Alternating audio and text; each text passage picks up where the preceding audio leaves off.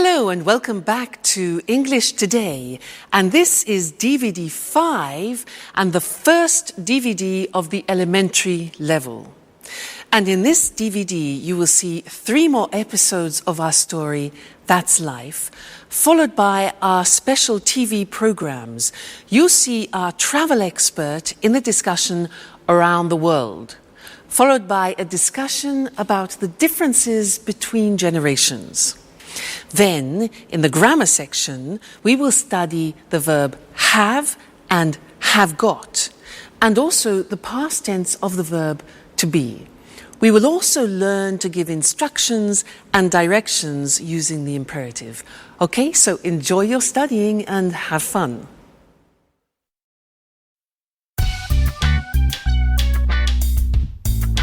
Good morning, Alice. Wake up! Good morning, Jack. Please give me a cup of coffee. Bring me back to life. I'm still asleep. Here you are. So, what are you doing today? Well, first I'm taking a shower. And after that, I have my daily appointment with Ask the Stars. Ask what? Don't you know it? Sorry, no. It's the horoscope I listen to every morning on the radio. It's fantastic. I can't start my day without it. How can I go out in the morning without the advice of Ask the Stars? Please, Jack, this is not a joke. Our entire life is driven by planets. By the way, what are you doing today? Well, I'm going to work, just like every day. And today is Tuesday, isn't it? I have to go to the karate gym. Wow. Are you doing anything this evening? No, I don't have anything planned. Well, Sharon, Anne and I are going to the cinema. Maybe Peter is coming too. Would you like to come? That sounds great. Which film? We're seeing Interview with the Vampire. Not that film, guys. I hate horror films. Why don't we go to see the latest Julia Roberts film? Oh, please. We don't need more romance. We already have our love story in the apartment next to us. With Peter and Sharon, I mean. Okay, you are right. Let's go to see Interview with the Vampire then. Well, I think I prefer to stay at home. Now I've got to go to work. See you later. Is everything okay, Jack? Yes. Why? It's late, that's all. Bye. Bye.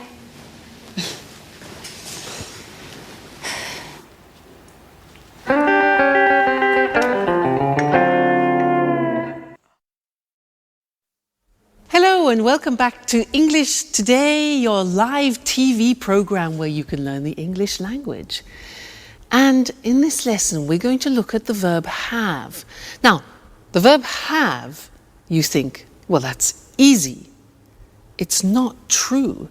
It's actually quite complicated because there are 2 ways of using the verb have in English. I can say, I have a scooter, or I've got a scooter. Well, in this lesson, we'll look at the first way, I have a scooter. Now, in our last episode, do you remember that Alice said, I have my daily appointment with Ask the Stars. You know, she believes in the stars. I have my daily appointment. Just simply the verb have. Now, I want to give you a little test before we move on. If I say, I have a scooter, how would you ask me the question about that? A scooter? How would you do it? Have you a scooter? No, that's not possible. Something missing, like an auxiliary. That's it. Do you have a scooter? Now, this is a typical mistake. People often think that have you a scooter is a question. But the verb have needs an auxiliary. Do you have a scooter? Okay? Listen to this. He has a scooter. He has, Mr. Snake, a scooter. What's the question? Careful. What's the question? Has he... No. Does he have a scooter? Yes, that's it. So you need the auxiliary. Does he have a scooter? Fantastic. Let's look at the screen and check on that. So, the verb have. I have blue eyes. You have a new car. She has, third person, psst, Mr. Snake, S. Look at the spelling, H-A-S. She has a cat. He has a dog. It has 4 doors. We have a garden. You have a course, an English course. They have 3 children. Now the negative. I don't have blue eyes. You don't have a new car. She doesn't, look at the pronunciation, she doesn't have a cat. He doesn't have a dog. It doesn't have 4 doors. We don't have a garden. You don't have a course. They don't have 3 children. Okay? The question, do I have blue eyes? Do you have a new car? Does she have a cat? Does he have a dog? Does it have 4 doors? Do we have a garden?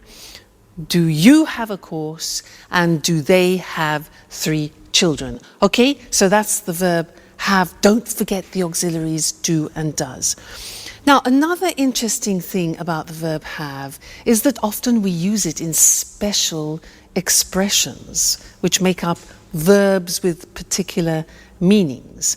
And in other languages, in these situations, you hear make. Let me show you. We say to have breakfast in the morning, to have lunch, 1 o'clock, and to have supper. So to have breakfast, to have lunch, to have dinner. Now dinner is what time? Dinner and supper, what's the difference? Dinner at 8 o'clock in the evening.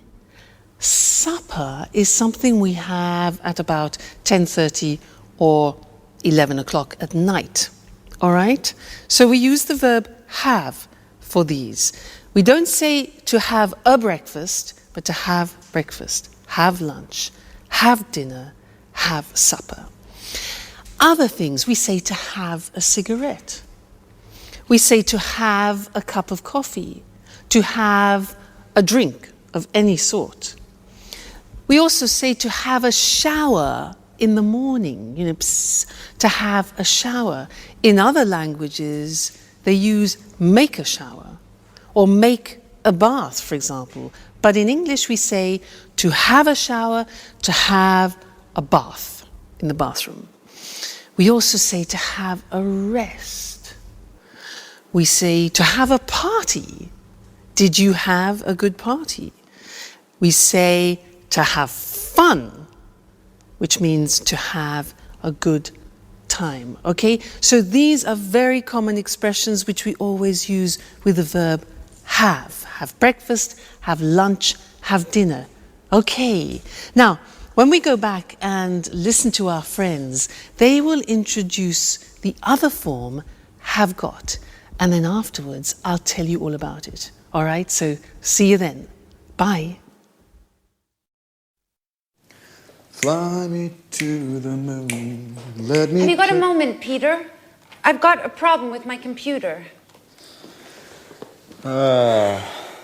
I don't know very much about computers.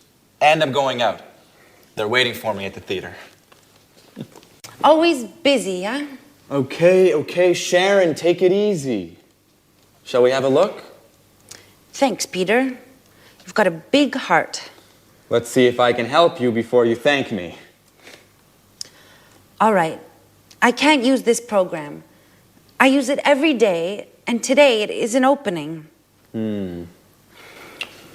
Why don't you turn the computer off and then turn it on again?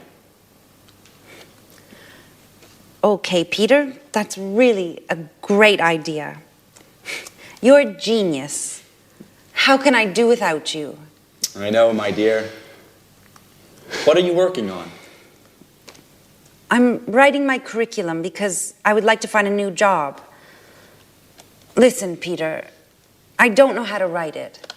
Can you help me, please? I'm sorry, Sharon. I'm in a hurry. I have no time. I'm late. They're waiting for me. Very kind, as usual. Listen, Peter, Anne, Alice, and I are going to the cinema this evening. Would you like to come? I'd like to, but I can't. I have to... Go to the theater. Yes, I know. You always have something else to do. Oh, come on, Sharon. What's the problem? Maybe you're jealous of my career. Oh, Peter, I'm just tired of always coming second.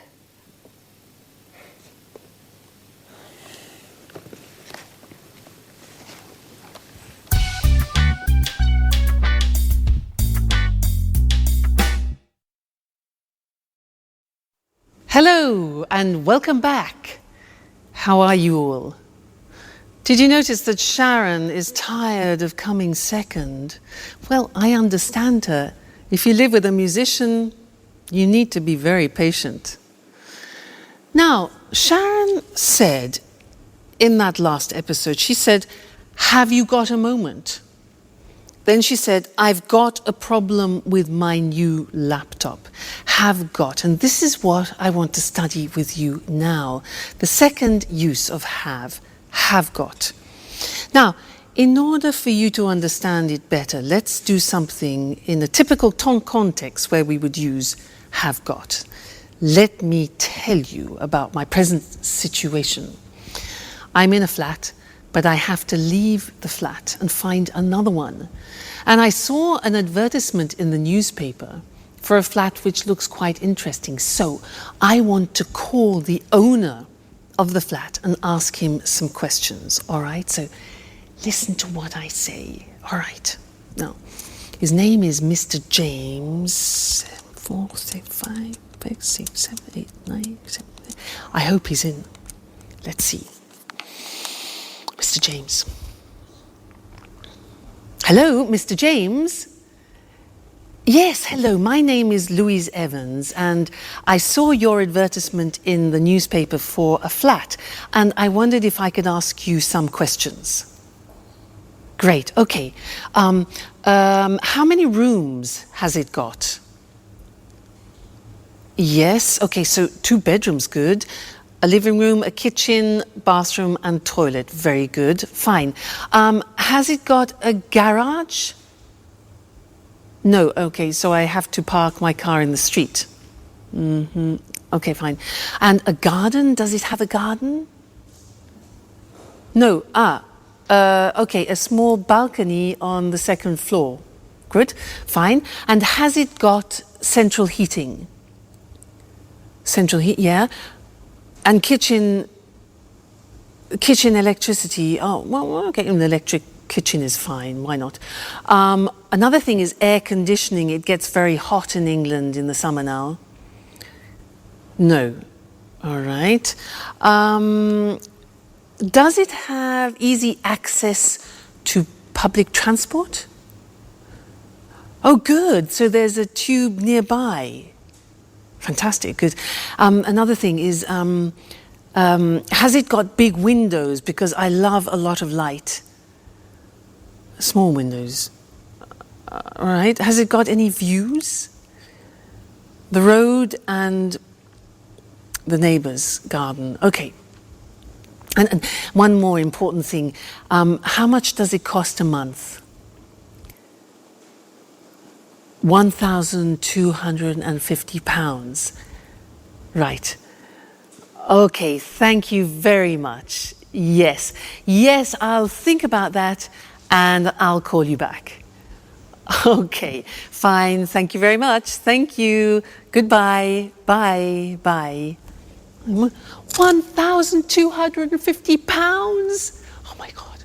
That's a lot of money for a flat. I can't afford that. It's impossible. Now, did you notice that I used has it got a lot as a construction? Has got, have got. That's what I want to talk about. Now, this construction have got was introduced into the English language to describe possession, in fact. But now we use it in different situations, not only possession. So the Americans, in fact, use the verb have more than have got. In British English, we use have got a lot. All right, now let's have a look at the construction.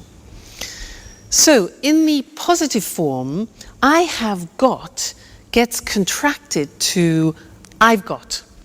I've got some money. You have got becomes you've got. You've got a scooter. She's got, she has, she's. Looks like the verb to be, but it is in fact has. She's got long hair. He's got a shop. It's got a balcony. We've got a house. You've got some CDs and they've got some plants. All right? So that's the positive. Now, the negative. In the negative, the auxiliary have turns into a negative auxiliary. So, I haven't got any money. You haven't got a scooter. He hasn't got long hair. She hasn't got a shop. It hasn't got a balcony. We haven't got a house. You haven't got any CDs. And they haven't got any plants. So hasn't and haven't. And then in the questions are easy. We use have or has. So, have I got any money? Have you got a scooter? Has she got long hair? Has he got a shop? Has it got a balcony? Have we got a house? Have you got some CDs?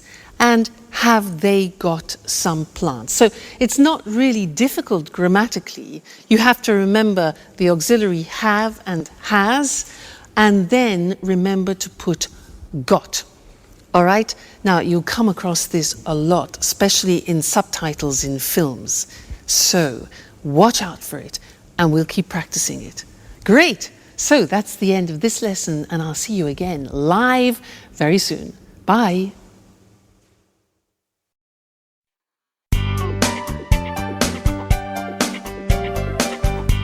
Hey, Anne. Housework, eh? Yeah, at last. Can I ask you a question? Sure. Oh, how are you and Peter? We're fine, thanks. Listen, I want to go to that bookshop. Do you remember? Oh, yes. The one with lots of photography books. Yeah. And thriller books. Yeah. And with the red coffee tables and flowers on the windows. Yeah. And where you can sit down and drink a delicious hot chocolate. Yes, Anne. That's the one. The London Reader. It's a great place. Yes. How do I get there? Is it far? You can walk from here. It's about 10 minutes away. Great. Oh, okay. Let's see. Go out the front door and turn left. Easy enough. Go straight ahead, past the traffic lights. Right. Straight ahead, past the traffic lights. Turn right into June Lane. June Lane. Then follow June Lane to the end of the street and turn right into May Avenue. Just a moment. Turn left on May Avenue. No. Turn right into May Avenue, and the bookshop is Hi, Sharon. What are you girls talking about? I'm giving Sharon directions for the London Reader. So, turn right into May Avenue, and the bookshop is the second shop on the left, next to the butcher's. No, Anne. Sharon, the bookshop is on the right, past the museum and between a chemist and a bank. No, no, Jack. You are wrong. The bookshop is... Okay, guys, be quiet. Don't worry. I've got my map. Sharon, I can come with you, if you don't mind. Great. That's very kind of you, Jack. Jack, housework? Do you remember?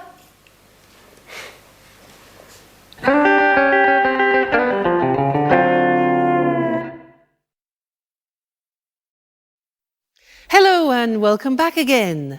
Now, Anne's a bit jealous, isn't she? I mean, how can she attract Jack if she asks him to do the house cleaning? I mean, she's more like a mother than a lover, isn't she?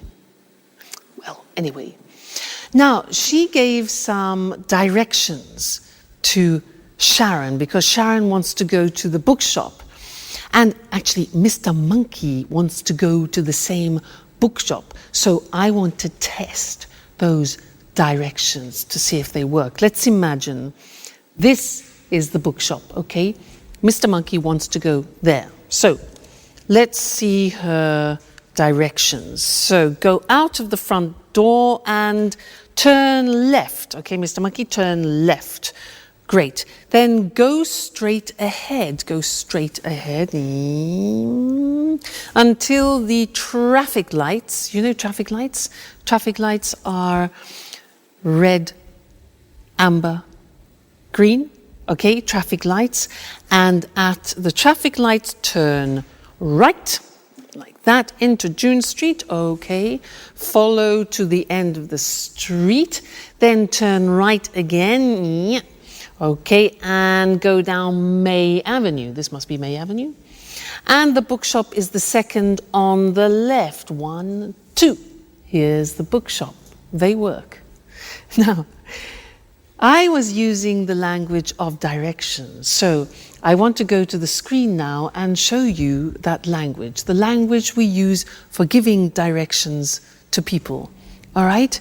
Now, we usually use the imperative form. What is the imperative? The imperative is just the infinitive form of the verb. So you can say, take the first left or the first right. Take, okay, that is just an infinitive. Take the first right or the first left. You could say, take a bus to. Take a train to. Take the subway. Now, in America, they say subway, and in Britain, we say tube. Take the tube to. Okay? Another example. Turn left, turn right. So turn is the verb. Turn left, turn right. Okay? Another possibility is go straight on, which is an expression we use in Britain, or go straight ahead, which is an expression that they use in America. But we use both. Straight on, straight ahead. All right? Then we can say go past the shop or go along the street, a road, or an avenue. Again, we use go, it's the infinitive, and it's the imperative form, all right? Another example, at the end, we can say the position. It's next to, it's near to, it's opposite, it's between, it's on the left, it's on the right. You remember the prepositions that we did at the beginning? Well, that's to indicate the actual spot. Great, so that's giving directions using the imperative form. Now, let's go back to our friends in That's Life and listen to Jack, who is giving Alice instructions about using the internet. And listen to the imperatives that he uses, and I'll see you later, all right? Bye for now.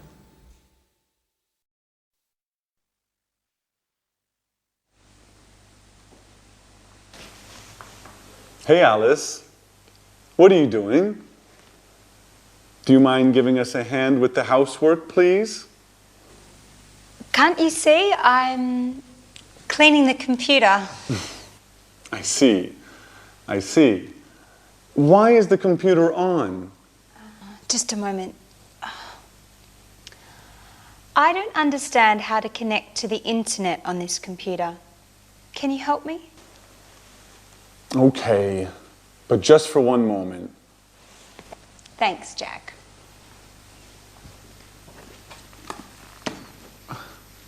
Okay, click on that icon. What's an icon? That symbol on the screen. Do you mean this picture of a telephone? Yes. Click on that. Right. Now what? Enter your username and password. Okay.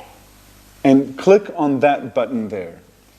Click on the button. And now you're connecting to the internet. Hey, that's easy. It's very easy, Alice.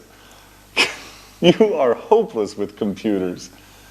And with housework, too. Come on, Alice. It's time to clean up this mess now. Hello again. Did you notice how Jack was giving Alice instructions to go on the internet? Well, I want to give you some instructions to do something at home. Now, in order to do that, you need one of these. What's this? Huh? A what? It's a napkin. A napkin. So, take a napkin, all right? Put it down. Open it up like this. Okay, so we have an open napkin. Anyway, now, take the bottom of the napkin and fold it over a little bit, like that, okay? Then, fold it again, like that. Then fold it again, and again, and again, until you reach halfway, and press it down like that. Press it down. All right, now, take the whole napkin, lift it up, and put it in this position. You turn it over, okay? Press that down. Now, take the bottom of the napkin and fold it in half over like this. Again, press it down well. Now, take this part of the napkin here on the right and fold it right down along the folds on the left. Press down. Then take all of it up like this and fold this bit over so you create a support like that. Then turn it around and bing! There you have something nice to decorate your table with. A romantic dinner, for example. All right? So I gave you instructions in order to do that. And we're going to look at that on the screen because I used imperatives to give you the instructions as I used for giving directions. All right? So let's see. Let's use some other examples related to the computer and the internet. Plug in the computer. Now you notice we use plug, which is the infinitive form, and we use it for both you, singular, and you, plural. So, plug in the computer, ding, switch it on, connect it to the internet, and bling, click on the internet icon. All right, so imperatives, they're all infinitive verbs. Now, the negative, if you want to use the negative of the imperative, we say do not, which is contracted as always in English, and we say don't click too many times, or don't press the exit button, or don't overload the desktop. Okay, so this is the negative imperative form. Very interesting, that. And don't forget to be here for your next lesson. All right? See you then. Bye.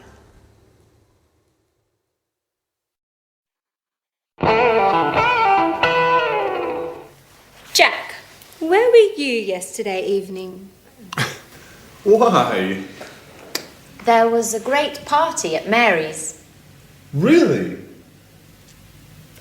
I wasn't invited. I can't believe that. Everyone was invited. I'm sure I wasn't. Anyway, I was busy yesterday. Did you have a meeting with some clients? No, I didn't. So? What? Where were you? I was with Robert at the Red Lion pub. That's impossible. Robert was at the party. Oops. I always get them mixed up. I was with Charles. Charles was at the party too. Come on, Jack. Who were you with? You are too curious, Alice.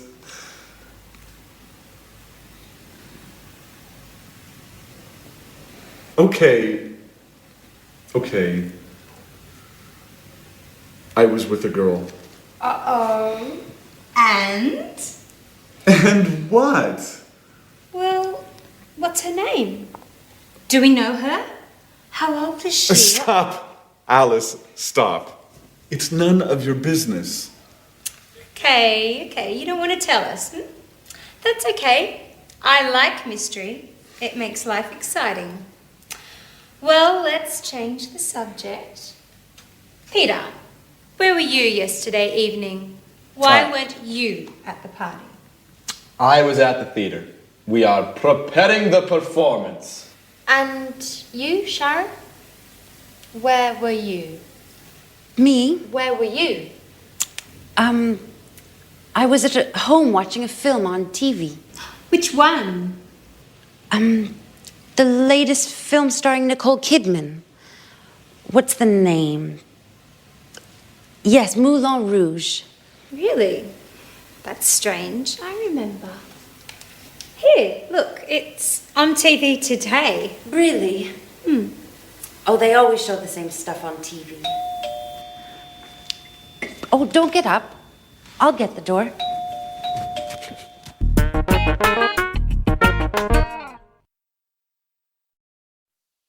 Hello again, everyone. Well done, Sharon. That was a bit embarrassing, wasn't it? Now, where were you last night? Well, I wasn't at a party. I wasn't in a pub like Jack. I wasn't at the theatre. I was at my first samba lesson, and it was great. Fantastic. You know, the music was really fantastic, really loud and exciting. And there were 30 people there. It was difficult to see the teachers. You can imagine, 2 teachers, 30 people. Excuse me. Anyway, as usual, there were too many women and not enough men, and that's typical.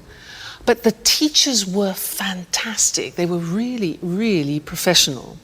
One was Brazilian and the other was from Argentina. Yeah, Argentina. Great, really, really good. And in the first lesson, it was easy because we did some, basic steps. But it was really, really enjoyable. And I can't wait for the next lesson because that was so exciting. Can you samba? I bet you can. Now, in most of those sentences, I was using the verb to be in the past. And that's what I want to look at with you now. Let's look at the screen.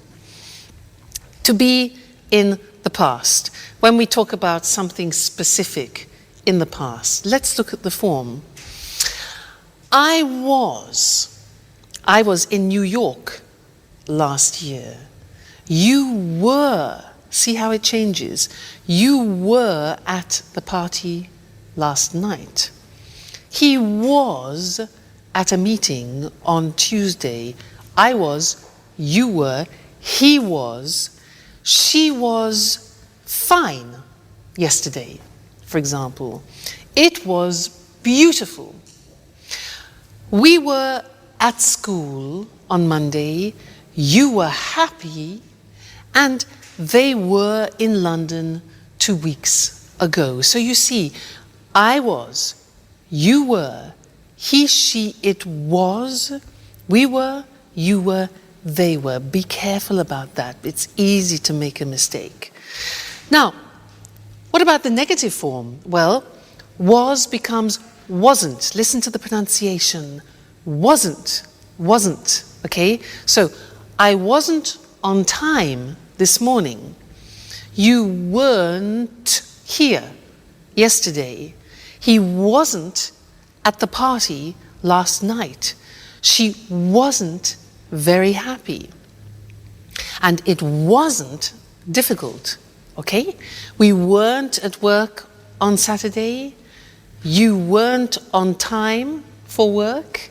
And they weren't on holiday last month. So wasn't and weren't.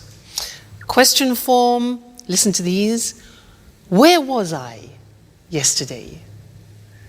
Where were you last night? Where were you last night? Where was he last week? Was she at work yesterday? Was it an easy test? When were we there? What time were you at school yesterday? And how often were they in class? So, the verb to be in the past tense, I was, you were, he, she, it was, we were, you were, they were. Very important. You can't live without that verb to be in the past. All right? Great. Well, we will continue with the past in the next lesson. So, see you then. Bye.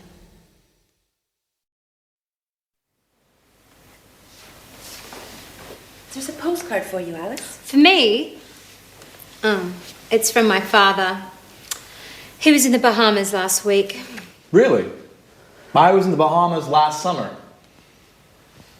Just you? Oops. Sorry, Sharon. We were in the Bahamas last summer. It was sunny and hot.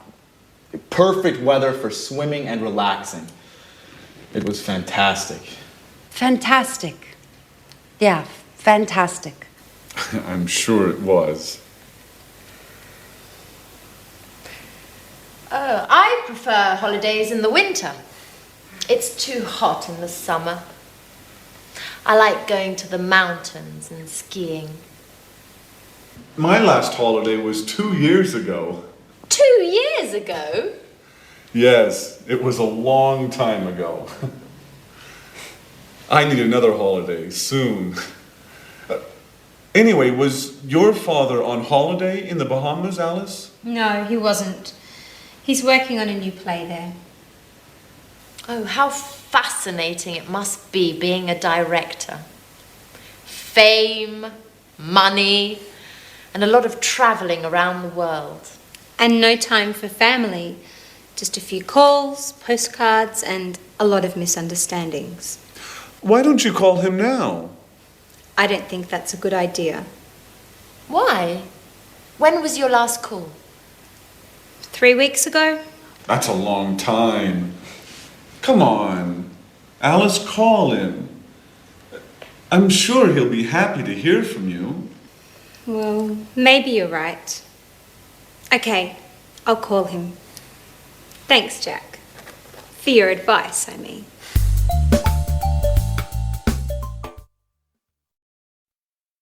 Hello again for another important lesson. We're in the past tense. Now, I want to help you remember how to use the past tense. So I have another acronym. You know acronym? Look. Oil, way. Oil, way. Now, these letters represent the time words when you use the simple past tense. What do I mean by that? Well, this one, for example, let me give you an idea. This stands for yesterday. Okay? Yesterday. Now, when you have yesterday in the sentence, you always use the simple past. Okay? Now, do you know what the other words are? Let's have a look. An easy one could be this. Last. Last, do you know that? Last week, I was in Paris. Last week. Okay? Now, what about this one? 2 days ago. Very good. So, 2 days ago, we were at the sea, for example. So, this is ago. We have last, yesterday, ago. This one? That's more difficult. Yeah, it is difficult. It's on in English, and we use it with days and dates. And in some languages, it doesn't exist. So we say on Monday, on the 7th of July, for example, on. This one here, in. Okay, when do we use that? Yeah, months, for example, in January, in February, in March, and also for years, in 1961, in 1970, etc. This one, when. Okay, with when we use the past tense. So, for example, when were you there? So, oil way, on, in, last, when, ago, yesterday. It's like a rhyme. On, in, last, when, ago, yesterday. You need to memorize those. We'll look at them on the screen now. But it's important for you to memorize them, to remember that when you're speaking, on, in, last, when, ago, yesterday help you to remember to use the simple past. So, to revise that, our acronym OIL WAY. On we use with days or specific dates. So, the party was on Friday, or he was in London on the 2nd of March. Okay, the date. Then in with a specific year or with months. So, for example, she was born in June in 1976. Next, last. Last with, for example, the previous week, last week or month or year. So the examples are, they were in Vienna last month. When. Now, when with a past time clause, sometimes in the question, sometimes in the middle of the phrase. So, I was very happy when I was a teenager. Okay, that's when. Then ago, for example, 2 days ago, 2 months ago, 3 years ago. We were at the meeting 3 weeks ago, right? And then the last one, easy, yesterday with the previous day. So, I was at the cinema yesterday. All right, oil way, don't forget it, memorize it. On, in, last, when, ago, yesterday, always with the simple past. All right, that'll open up a world for you. Great. We will still do more about the simple past. It's an important tense. But the verb to be is often the one which people forget. So be very careful when you're speaking. All right? Great. Well, happy studying, and I'll see you again very soon. Bye. Good evening and welcome to this week's edition of The Travel Programme, the programme about everything to do with travelling and holidays. Here in the studio with me, as always, is Christine Oteng, our travel expert. Hello, Lucy. Well, summer's approaching and the summer holidays are too, so have you got any suggestions for the holidays? Well, let's see. Are you bored with your usual holiday? Are you tired of beaches or trips to the mountains? Would you like to say no to museums, city tours and shopping? Well, why don't you try something new and exciting? What exactly do you have in mind? How about a holiday hunting for ghosts in a castle in Great Britain? Hunting for ghosts in a castle. That's certainly a change from lying on a beach. It sounds exciting. It is exciting. Something really different. Just right if you love adventure. But what do you have to do? Do you spend all the time looking for ghosts? No, not all the time.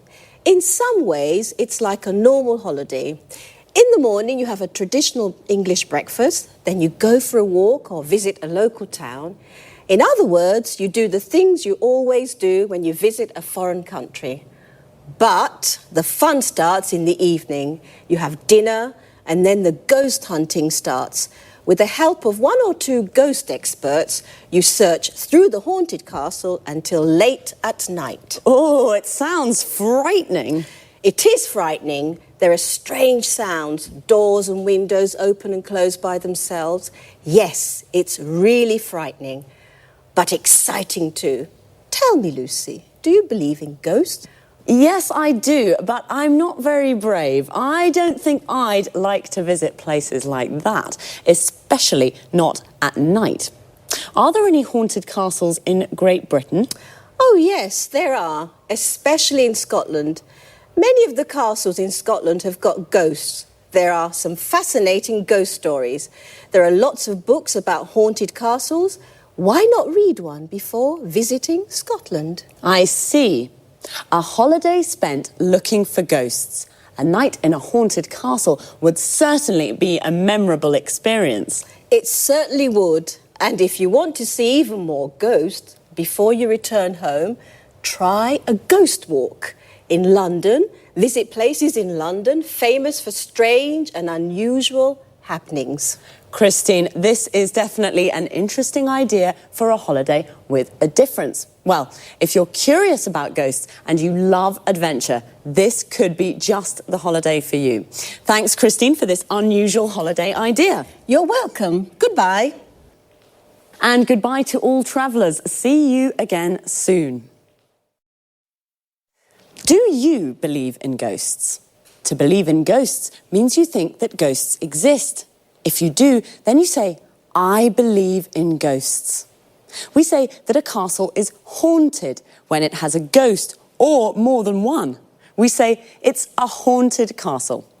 Now, there are lots of different kinds of holidays, and the holiday Christine just told us about is an adventure holiday. Looking for ghosts in a castle is an adventure. But personally, I prefer beach holidays. They are definitely more relaxing. Or perhaps you prefer city holidays. A city holiday is when you visit a city. So let's look at some of the things you can do when you have a beach holiday. You lie on the beach in the sun and relax. This is called sunbathing. You go for a walk on the beach or go for a swim in the sea. Notice the expression go for. You can visit a local town. Local means that it's near the place where you are. What about when you have a city holiday? You can go on a city tour. A bus takes you on a tour round the tourist sites of the city. A tourist site is something that tourists want to see. For example, the Colosseum in Rome or Buckingham Palace in London. You can go for a walk around the city and visit the tourist sites. We call this sightseeing, and we say, go sightseeing. Just one last thing. Remember, there is a difference between travel and trip. To travel is a verb. When you go on holiday to a different city or country, you travel. A trip is a noun and it's like a short holiday. You say, go on a trip. This means to go somewhere for a short time. For example, go on a trip to Scotland. Goodbye for now and see you next time. Good evening, and welcome to this week's edition of Let's Talk, the Saturday debate with our commentators, Tom and Marie. Good evening, Eric. Good evening. Well, this evening, let's talk about the differences between the generations. What do you think about this issue, Tom? I think that over the last 50 years, lifestyles have changed a great deal. There's been a lot of progress. New technologies have helped here. Think about healthcare. It's very good today. Television and internet tell people about the world and what's happening. So, lots of progress. Do you think life is easy today? Yes, I think it is. There are lots of opportunities for everyone. Let's take travel as an example. In the past, it was impossible to travel a lot. Today, we can fly to lots of cities in Europe, and it's very cheap. I'm sorry, I don't agree with you, Tom. I mean, it's true that lots of things are easy now, but there are also lots of things to worry about, and there's lots of stress. In the past, life was simple. It was all about the family and family values. Do you think that people today are confused about how to live life? That's exactly what I mean. Today, people marry when they're 30 or 35. When my grandmother was young, it was usual to marry young and start a family. Well, things are different today. I mean, women work now. 50 years ago, only a minority of women worked. I think this is very important for female emancipation. I agree with you, Eric. Today, women are fulfilled. They play an important role in society. Yes, but it's not easy for women. They have less time for the family, the children, and the housekeeping. I'm not sure that my grandmother would agree. Life was hard for her. There weren't any washing machines, or dishwashers, or vacuum cleaners. She was the washing machine, the dishwasher, and the vacuum cleaner. And after all that work, there was nothing to do. She stayed at home all the time. Today, people go out 3 or 4 times a week to the pub, to the cinema, or to the disco. My grandparents were always at home. Well, life is definitely different now. According to Tom, life was hard in the past. Now everything is easy. Marie doesn't agree. She thinks that life today is difficult and that people have lots of cares, worries, and stress. And what do you think? Well, it's time to say goodbye to our commentators. Goodbye. Goodbye. And we'll see you again soon on the next edition of Let's Talk. Okay, first of all, let's have a look at the expressions we use to discuss our different ideas and opinions. What do you think about this idea? This is a good way to ask someone's opinion, or simply, what do you think? How about when you don't agree with someone's opinion? You can say, I'm sorry, I don't agree with you. This is a polite way to say, I don't agree. If you do agree with someone, then you say, I agree with you. When we give our opinions, we usually start with, I think, or I don't think. The use of that after think is optional. So we can say, I think it is important, or I think that it is important.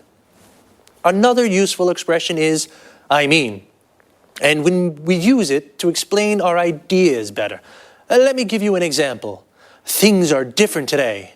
I mean, women work now. So I say things are different, and then with I mean, I explain how they are different. What about the vocabulary we use to talk about the things that have changed in the last 50 years? Let's take healthcare. It's the protection a country gives to its people like doctors, hospitals, and medicines. These are all parts of healthcare. Another important thing is female emancipation, the freedom of rights that women have. And some things that we have in our houses now, which make our lives easier, are the washing machine. This is the machine that washes our clothes. The dishwasher, the machine that cleans the dishes, plates, and glasses. And the vacuum cleaner, the machine that cleans the floor. Before I say goodbye, I just want to look at a little word that we use a lot. It's lot. And we use it to express quantity. We can say a lot or lots of, and it means a big amount. We use it with verbs. We say a lot, and it comes after the verb. For example, today people travel a lot. And when we use it with nouns, we usually say lots of, and it comes before the noun. For example, there's lots of stress today. Well, that's all from me. See you soon for another edition of Let's Talk.